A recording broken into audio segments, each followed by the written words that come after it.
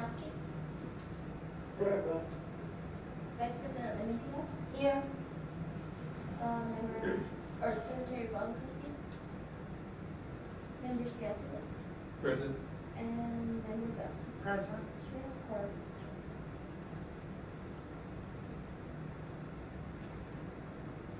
Modification of approval of the agenda. Vice President Limitino, we have one modification this evening. We wish to omit item 3Q, which is the school calendar, and it will be reconsidered at a later date.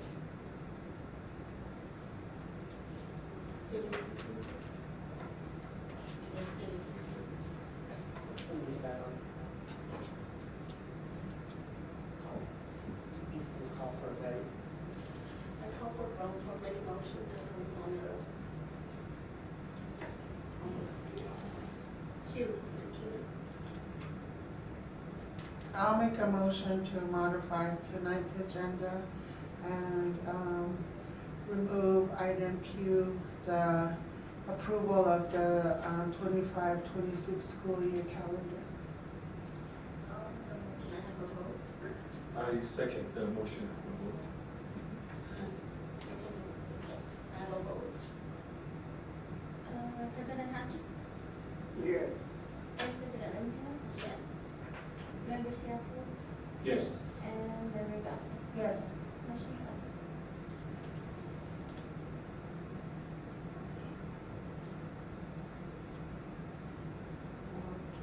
Vice President Limitino, there is no citizens input this evening, no tribal council input, and no CP's input. Okay, going on to informational. Budget balance, you have it all typed. A, B, and C. Good evening, Vice President Limitino, members of the board. You should have in front of you the budget balance report as of March 31st, 2025. I will make one note. There are some bars to be submitted to be approved by the board tonight. I did include those bars in this report, including transportation, which brings that out of the negative and into a positive situation. Are there any questions about any of these funds in this budget balance report? Are there any questions?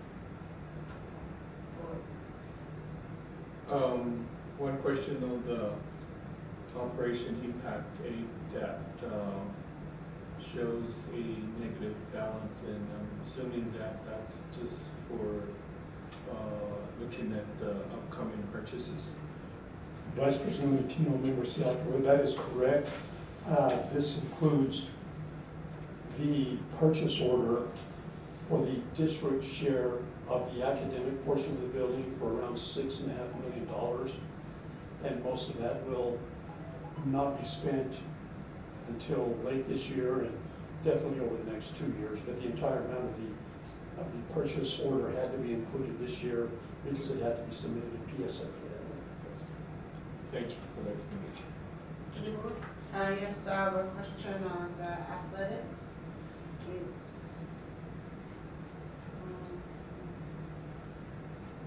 no, that's on, actually, yes, it has that 104% and a minus. What is that? Minus what? Vice President Limitino, member Wilson, at our next board meeting, I will be submitting a bar to increase the revenue that we received over what was budgeted by about $23,000, and that will remove that negative balance. Okay, thank you. And the next question I had was on Idea B, the preschool. The remaining balance, what is that funding for? Vice President Limitino, member Nelson, that is for expenditures exclusively related to our preschool program at the Tribal Head Start building. Oh.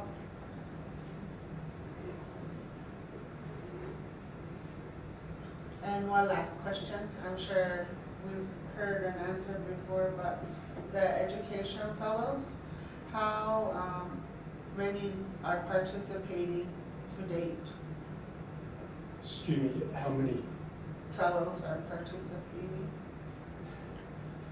Vice President, do you remember, Belson, that number goes up and down because they come and go.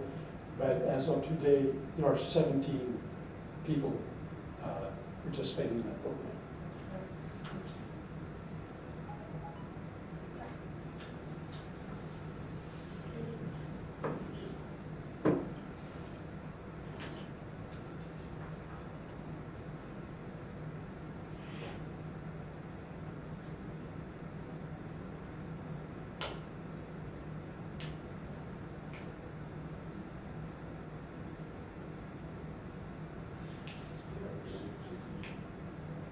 Any other questions on that one?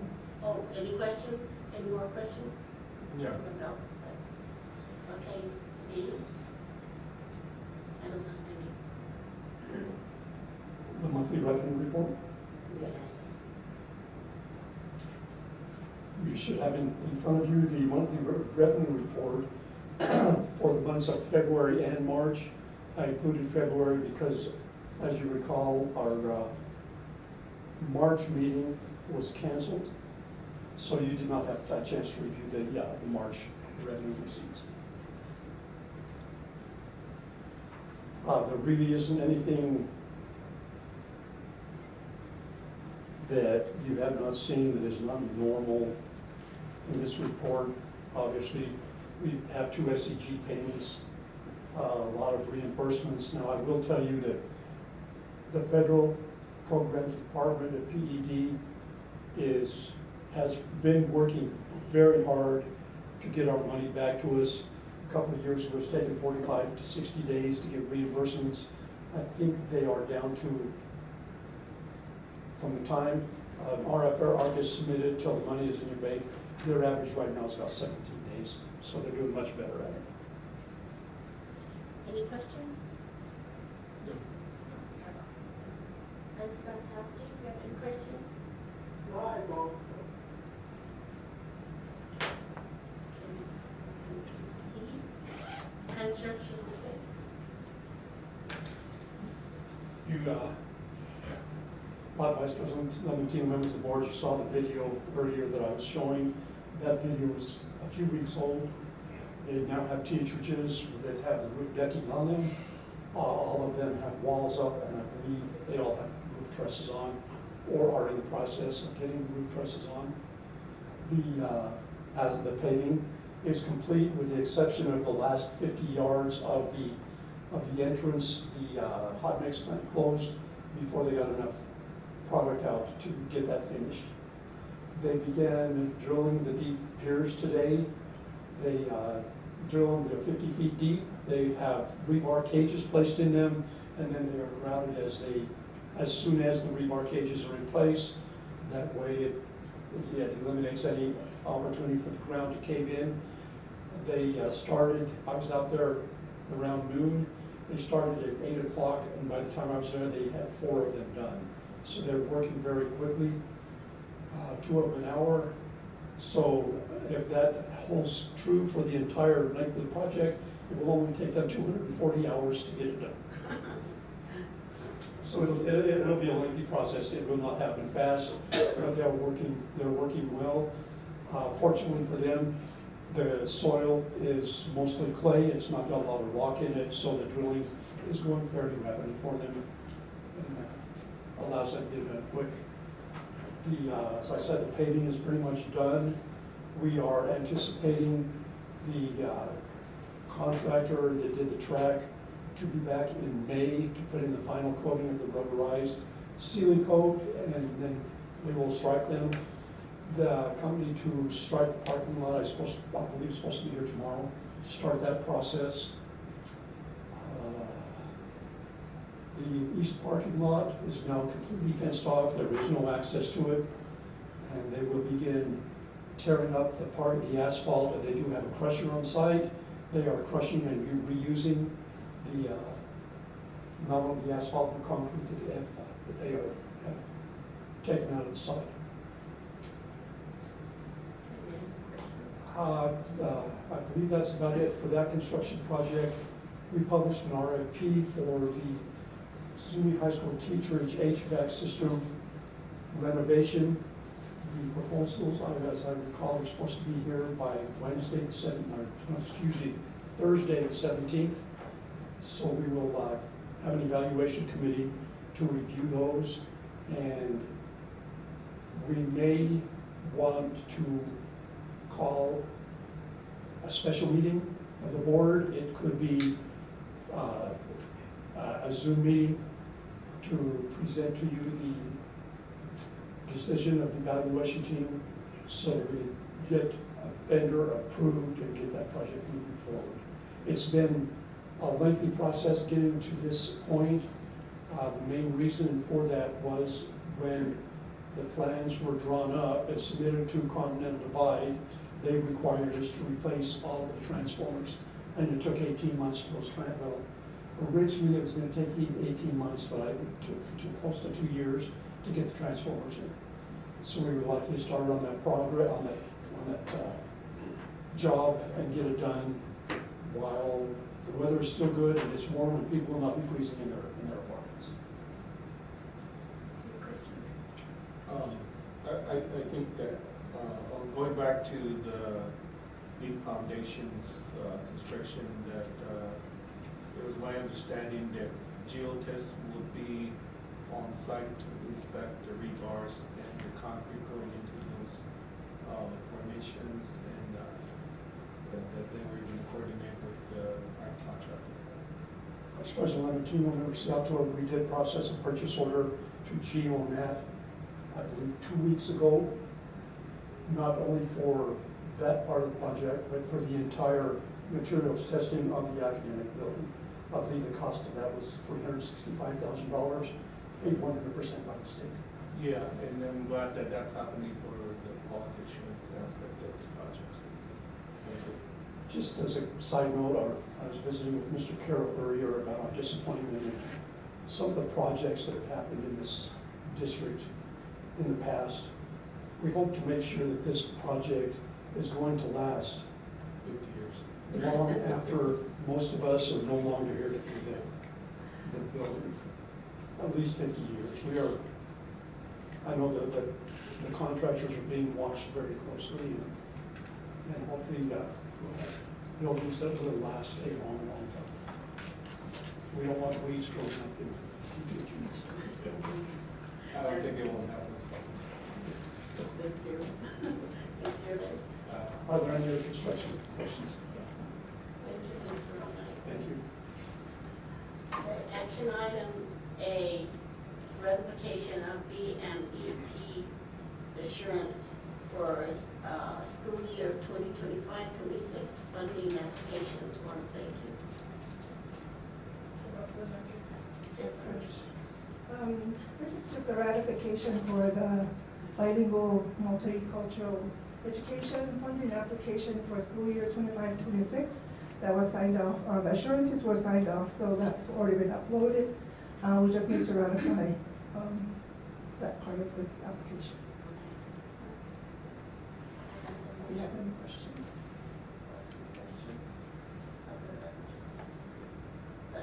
So the application process. Can you explain the heritage model? The heritage model that we're using district-wide is to revitalize the language of the community. And that's for all communities that decide to go with that model. Okay. That's the only question that I have on the application. WIDA, what's the? WIDA is the world-class instructional design. And that is where a lot of our teachers get trained for teaching or trained for EL strategies in the classroom. They have a English development curriculum, and we rely on them for a lot of the resources for our teachers who teach EL students. And one of the things that we discussed in our monitoring meeting last week or 2 ago, it's been a while. Anyway, we had a concern well, I don't know if it's just me, but we should be exiting more students out of the EL program. But one of the things that we're looking at, and this is mentioned in my annual progress report for 23-24, under that specific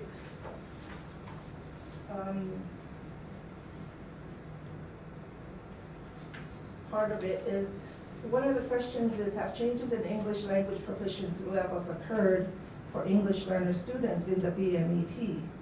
How would you interpret these changes? And one of the changes, it's not changes, it's that for over the few years, in the past, we have not been able to exit more than, I think the most that we did in 1 year was 10 students.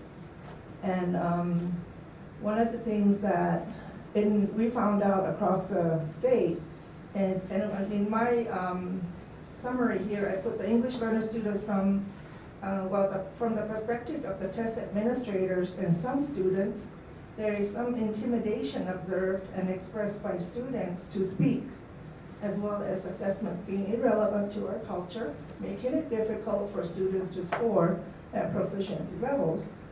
They can, if you converse with them, they're okay. They can converse with you. However, if they get to a mic and they know they're being tested and they get to the speaking part, they're intimidated in their answers. Either they like whisper, which doesn't catch it, it's not taken into the test scoring, or they don't say enough when they're capable of it. It's just intimidation, and it's not just our community, it's across those other districts in the state.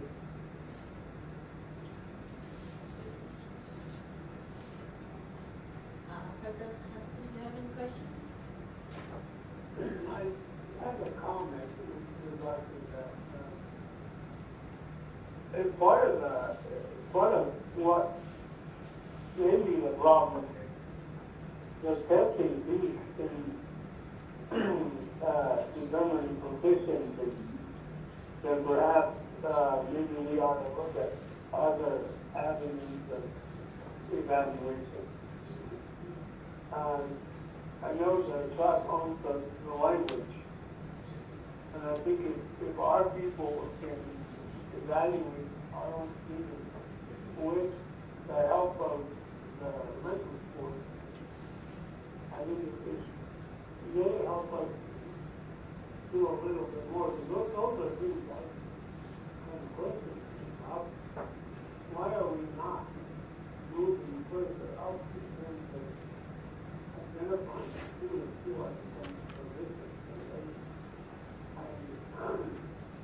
I appreciate that the safety is done an incredible job of at least moving us forward. But I think we need to start getting ourselves a little bit more forward of this whole thing.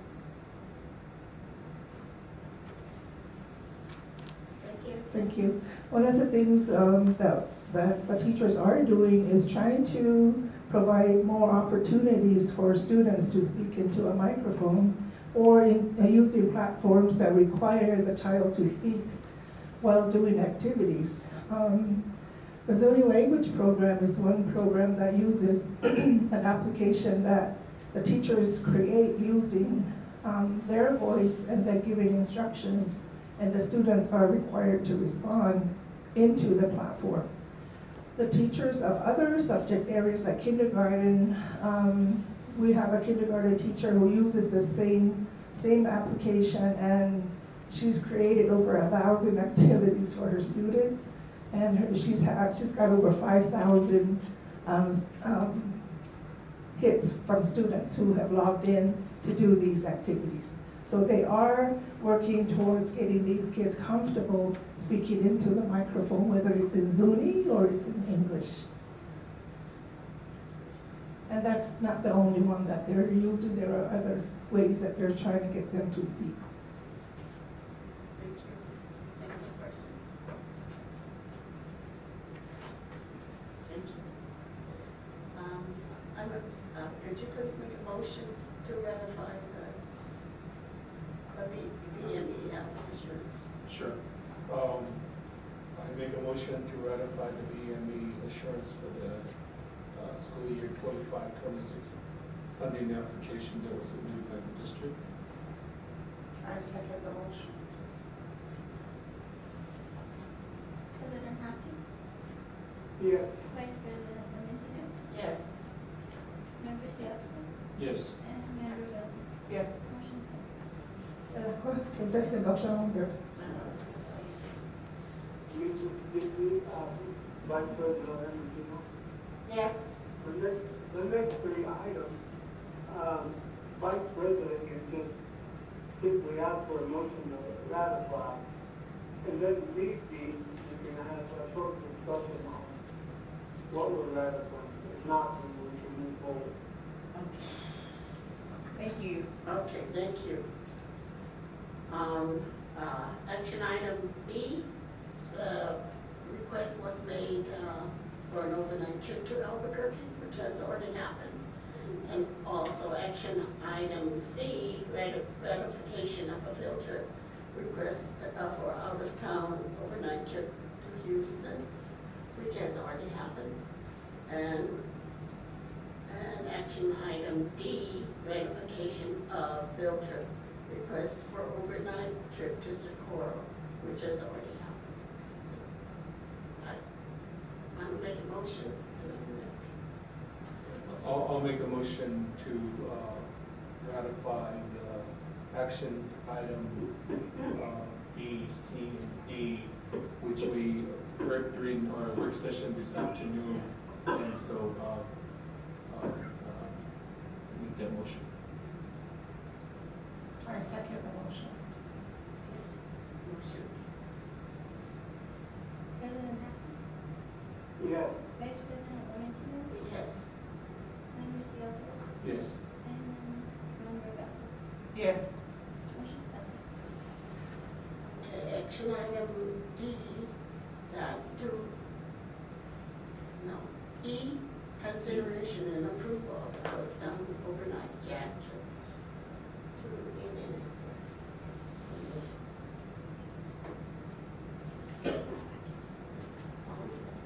Good evening. I'm asking for your consideration and approval for myself and student Alea Natua to attend the JAG National Career Development Conference. It will be the 23rd to the 27th in Indianapolis, Indiana. The reason that we are attending is that Alea put in an application, was interviewed by the state JAG board, and was asked to attend as one of the 2 voting delegates that would represent New Mexico voting on all of the national issues. I did provide a packet with a lot of the details. Do you have any questions about any of Any that? questions? How do you spell Alea's first name? Alaya.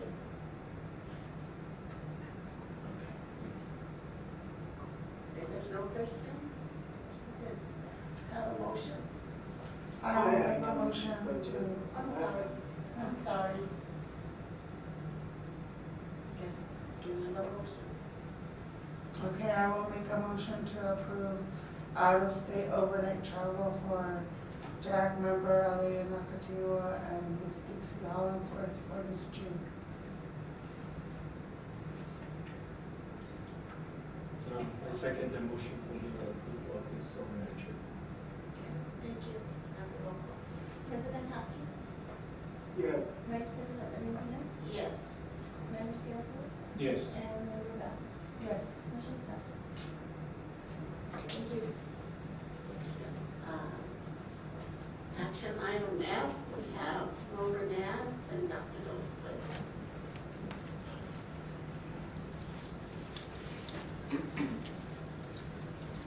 Hello, Wilbur Nance, I'm the head girls basketball coach.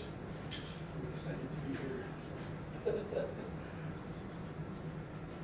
And my assistant coach, Dr. Dosio, is accompanying me today. Yeah, we're wanting approval on a out-of-state basketball team camp for the girls. That is going to be done in Phoenix, Arizona. And so most of all the other ones are within Mexico. We did a survey about 2.5 weeks ago, and we had 40 people view the survey, and about 6 have returned the survey. And so out of those 6, we made a judgment call to keep it closer by. I do have intentions of going to Texas or to Colorado and places like that, or even to Utah, trying to get our kids' exposures out there. But we tempered it back to mostly all New Mexico, and then just one for Phoenix. And so I don't want to put a whole lot of stress on the families also for traveling out that far. And we'll have a team of girls, about 20, solid 20 out there. Some of them are practicing, they're in contact with us, mostly every week and stuff like that. And so we just want to get them to be exposed out there to other teams and to get ourselves a lot better. So, and that's one of the goals that we have, is to improve.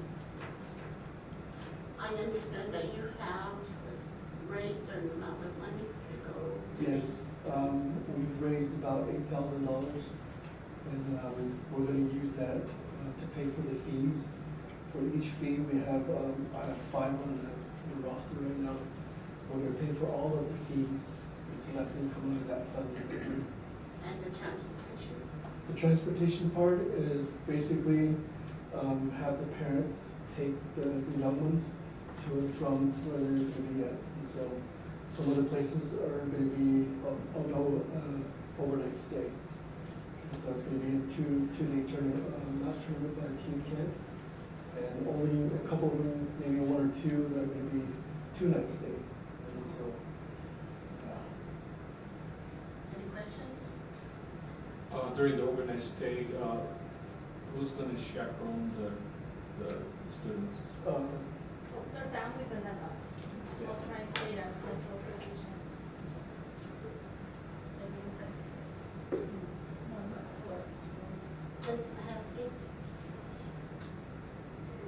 I'm sorry. Do you have any questions? I do, and I also have a comment. With all this overnight travel request, I heard through the grapevine that we ran into some trouble with catch. And if Dr. Dorford on Mr. Davis, of course, is unaware, we now seem to have kind of a blemish on our back where our athletes have some point not behaving. So we were supposed to, while I applaud them, we've done a lot of the work to raise us on the safety and so it needs to be emphasized, re-emphasized to the young folks that they're there to represent us. And as those as well as represent themselves in the community of students. So, any further of these, I would be very hesitant to vote yes on things like this. I understand that, when you look at other programs out in the state, and you want to be able to see how you stack up to the talent there, you want to be able to work on that. But without that, without the discipline that is required to do a lot of this, I need a wall flat inside. I just wanted to say that. And that's the only thing is I didn't see how many stats were on for the government. Okay, so at the beginning of the season, when I took over the basketball program, I set a standard of the do's and don'ts and what are non-negotiables. And so I knew that we were going to be going on away trips. We had 3 tournaments that are away, and we stayed overnight on each of those occasions there. We did talk right before they got off the bus, the young ladies, and then as they entered the hotel also. Good behavior and representation of the community in our school. And so that's a constant for me, that's a reminder. I've been doing this for 25 plus years, and I have run into certain programs who have young people taken out of hand while they were away. And so that's one of the big parts about what I stand for, is to get it beforehand and then to stay with it and stay on it, and a constant reminder. And Coach does a really good job of checking in on students as they're inside the rooms and stuff like that. But yeah, it's a constant reminder of these things, that how we represent the community, and that's a must for me. And just to reiterate what he's saying, what don't put on the can now, and put on pen now, what to let and what to let and what them our shoe now. And if something does happen, we still talk about it. You know, we learn from anything that happens, but we have, knock on wood, have been really good. The girls have been really, really well behaved. Like he said, during room checks, I check everything, make sure there's nothing that, they're not supposed to have, or anybody that's not supposed to be in there. And when they go to sleep, I stay up. I stay up and I wait to see if anything happens, and nothing has happened. And in the morning, they're all good about getting up, getting to breakfast again. We talk to them again about what the day is going to be like, what we expect. And maiha te awa,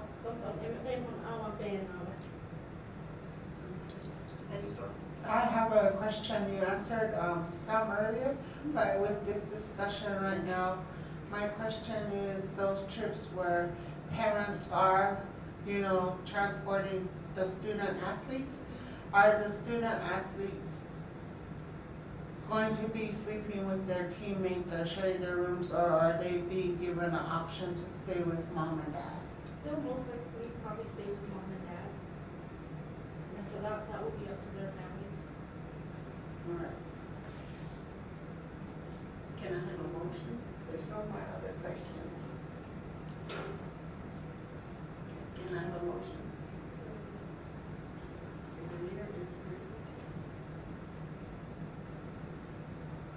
I have a motion to approve the overnight stay for the out-of-state girls basketball team for the month of June as requested. Can I have a second? I second. Can I have a roll call? President Husky? Yes. Vice President Livingston? Yes. Member Seattle? Yes. And Member Bell? Yes. Motion passes. Thank you. Thank you.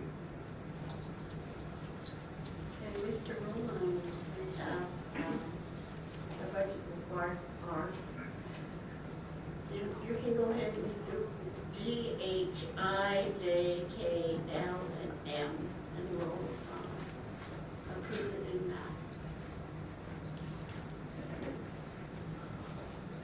Vice President, members of the board. With your permission, I'll quickly go through the bars.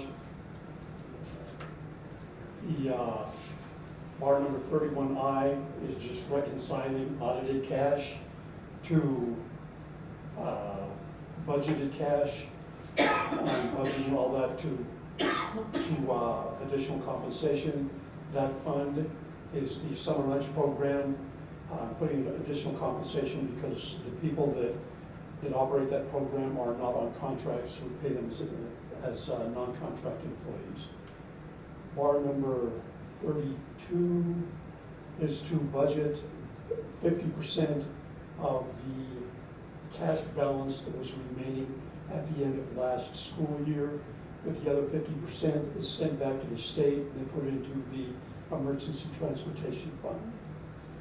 Bar number 33 was a bar that was automatically created by PED by comparing the end of year cash with which was budgeted. I did not budget any cash. I did not need this bar, so I voided it. Bar number 34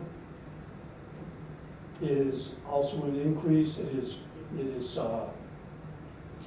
budgeting audit cash as compared to budgeted cash. It was an increase of $21,293. Excuse me. I budgeted 2 lines in that fund that were overexpanded. Bar number 35 is a decrease. This was a decrease by an award letter received from PED expiring funds that had not been spent. And we had originally budgeted for a new nursing position. We were never able to hire somebody for that position, so I just decreased them against that position that was never filled. Bar number 36 is also an increase.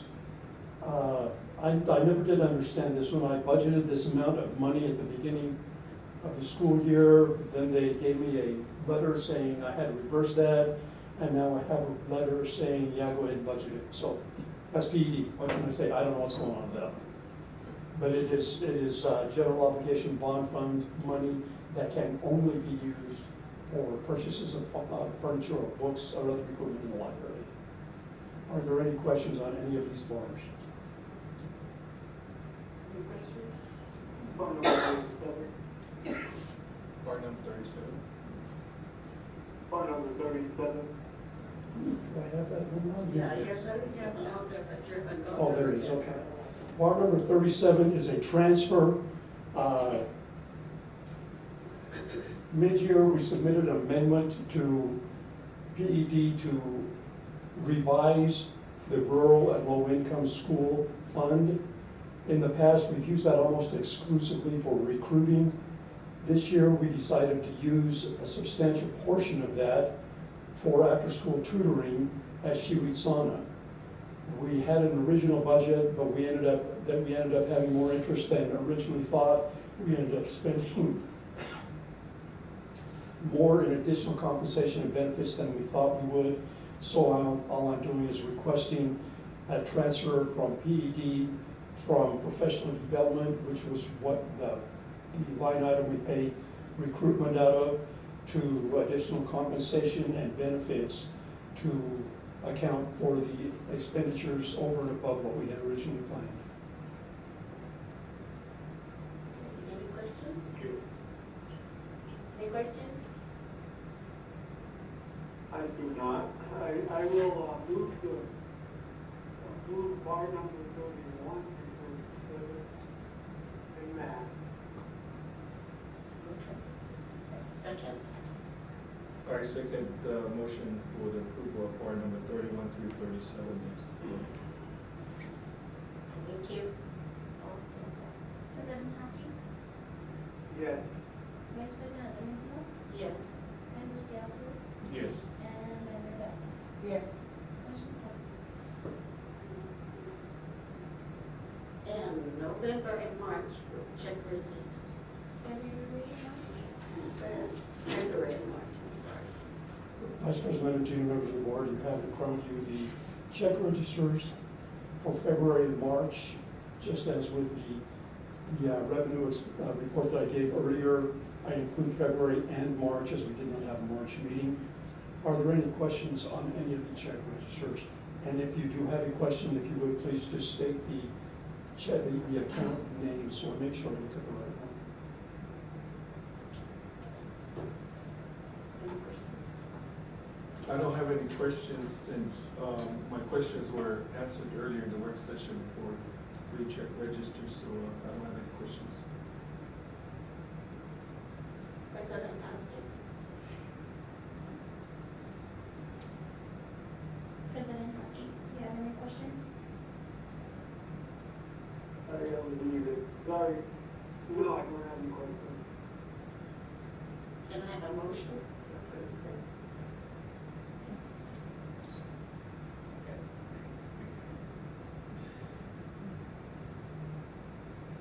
I make a motion to, February, March,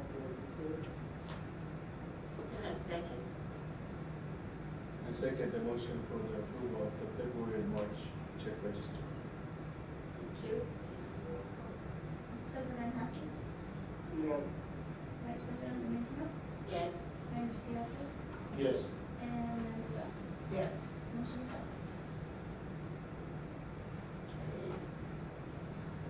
Oh, this time.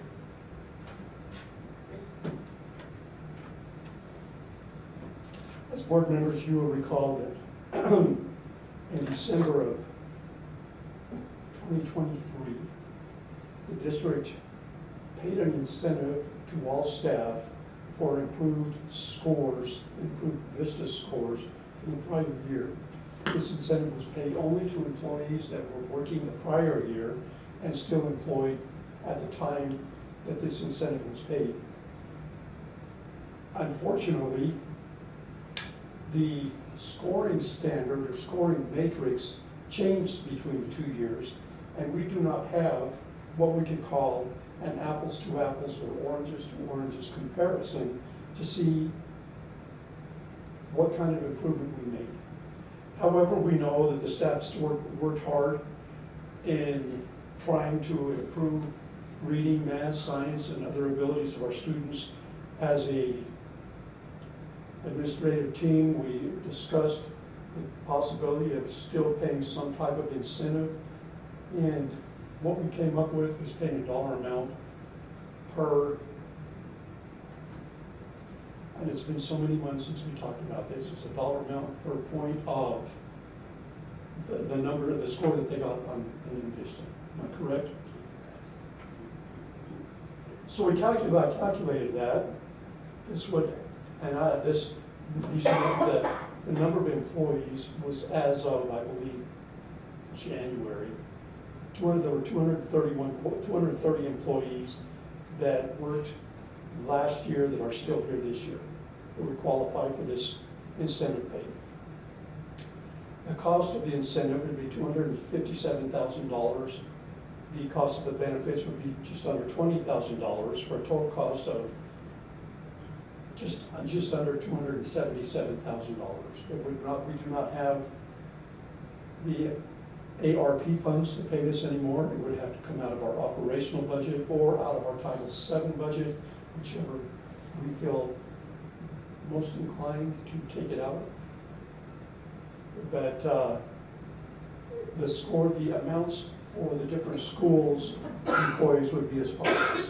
She-Read Sonnet, per employee, $1,120. Zuni Middle School, $1,005.50.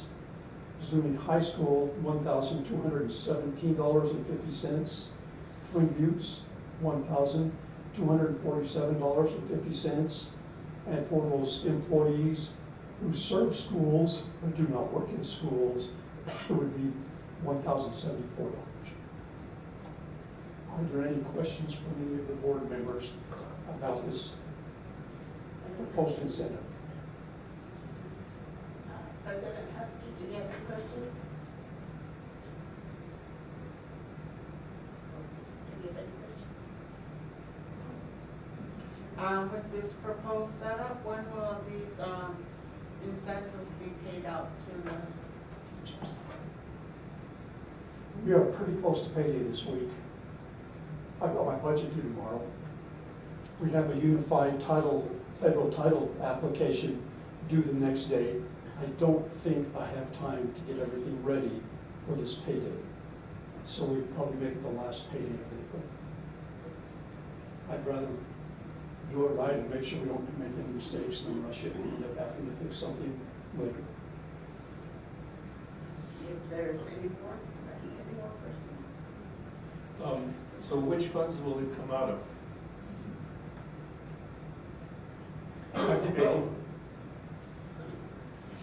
When I was at the spring budget workshop, I stood in on a session of legislative update. Remember Seattle? I don't know if you were in that session or not. But the question came up to the legislators there, is the governor considering taking back cash balances from school districts? Senator Munoz talked about how cash balances had expanded, increased, since the state last took credit for cash balances. And he was very evasive as to whether the state would take these back or not. He didn't give us assurance one way or another.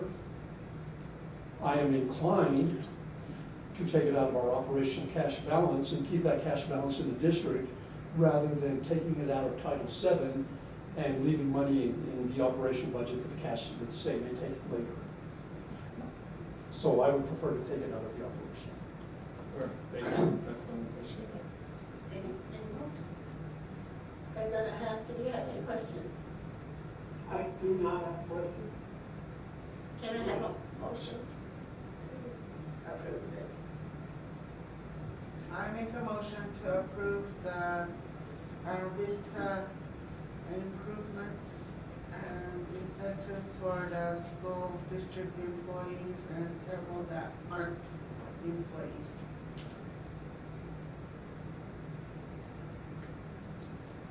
Second.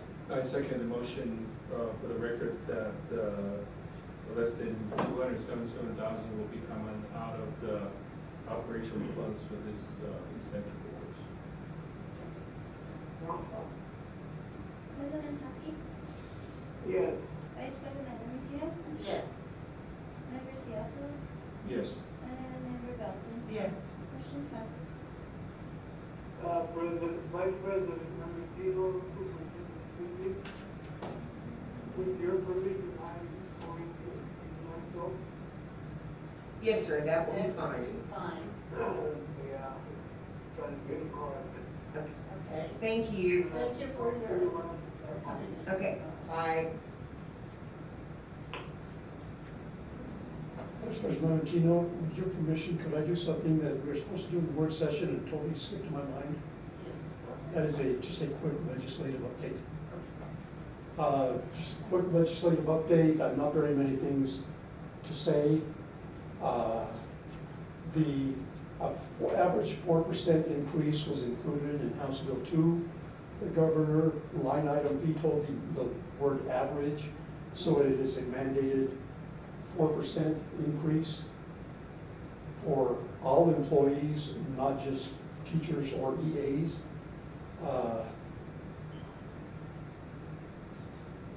There was also passed was a bill to increase teacher level salaries, salary minimums, 50, 60, and 70 to 55, 65, and 75. I will tell you that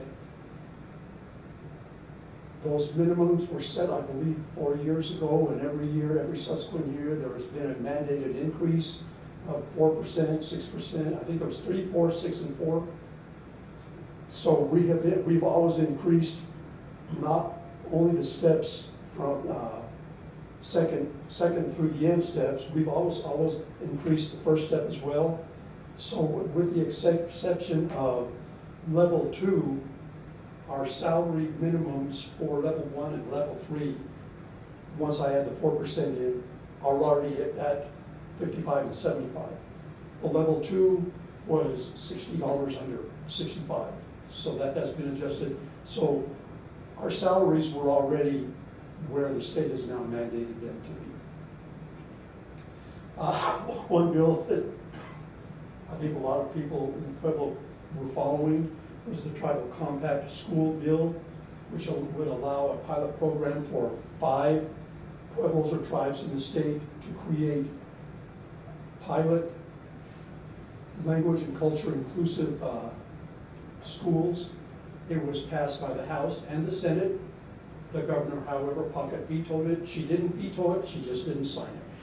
So that although it passed both houses of the legislature, it was not signed by the governor. Those were the biggest things that I saw coming out of the legislature as they think education. There were some smaller things. We're already doing yonder pouches at our high schools. I don't believe we're not going to. Are we doing it at the middle school as well? There was a bill that was passed at the time by the governor to require that. All high schools will be mandated to have defibrillators. I believe we already have that defibrillator at all of our high schools, both of them. So the only ones that really affected so the 4% increase. Where's it? So going back to the House Bill 13 for the tribal compacts, when you indicate that it's a pocket veto type thing, what happens to the villages? It's dead. You know, they brought it up This was the second session that that bill was presented. It was in identical wording. Last year, it just did not make it to the floor in time. It just ran out of time. This year, it was passed by both the Senate and the House.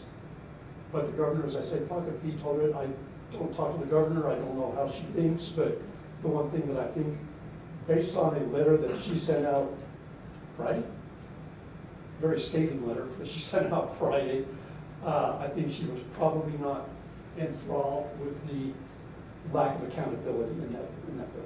I think that's probably what made the decision for her.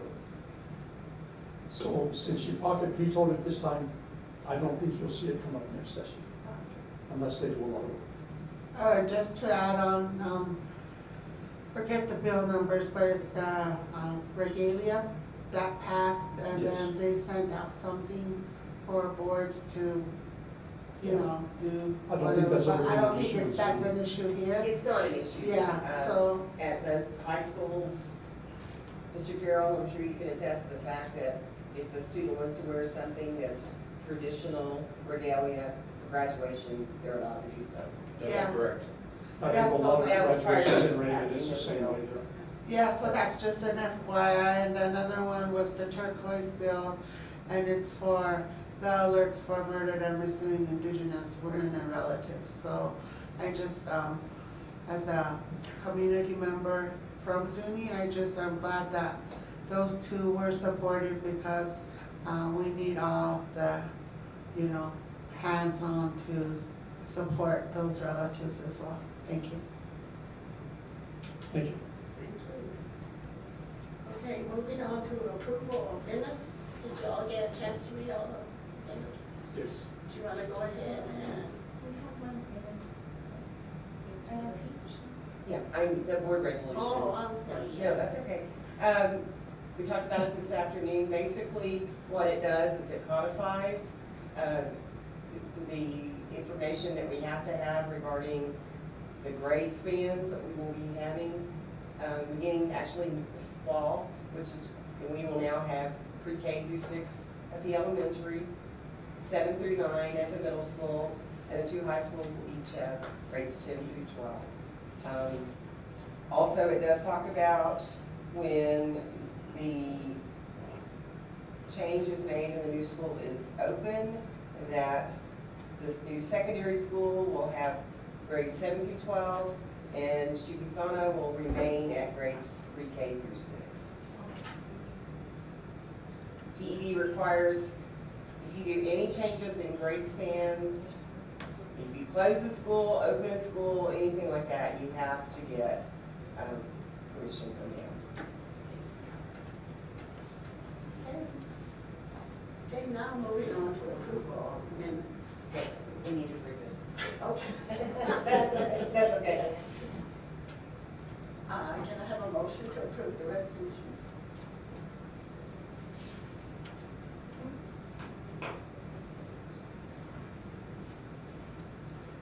It's my understanding during our work session that there's still going to be some staff movements that are under licensure, and that decision will be made next week. That's correct. We will start making decisions next week, but all personnel that will be involved will be notified prior to the end of the school year. Yes. So I make a motion to approve the board resolution number 0089-004-14-25 to reorganize grade span at school sites. I second the motion. Vice President? Yes. Member Shelton? Yes. And Member Bell? Yes. Motion passes.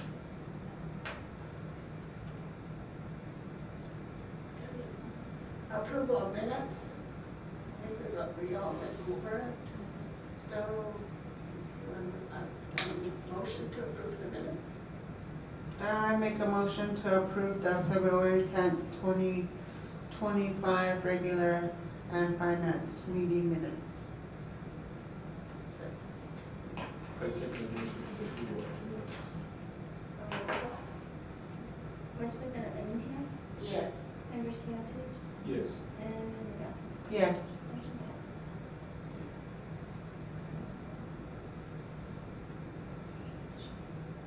Any announcements? Very quickly, just the two conferences that will be coming up that are sponsored by the NMSBA, June 5th through 7th. The School Law Conference, it's always a very good one. It's in Albuquerque, usually at Embassy Suites. It didn't show online yet where the location. Then there's the 2025 Leadership Retreat, which is in July 10th through 12th, and it's not been determined yet. Sometimes they've had it in Taos. The last time I went, it was in Taos. And then the other one they actually already have on the books is the convention in December. And it is at Embassy Suites, and it's December 4th through 6th. And obviously, as we get into April and on into May, we'll have a lot of activities. I will send you calendar invites for those so you can get them on your calendar.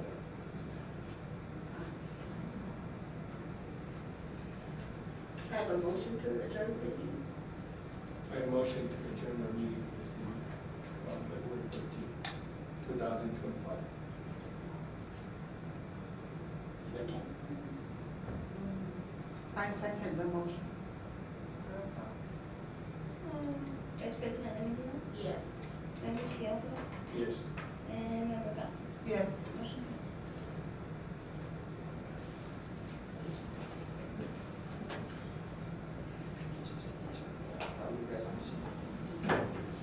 On top, all the meetings.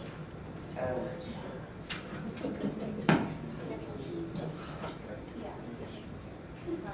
That's a good question.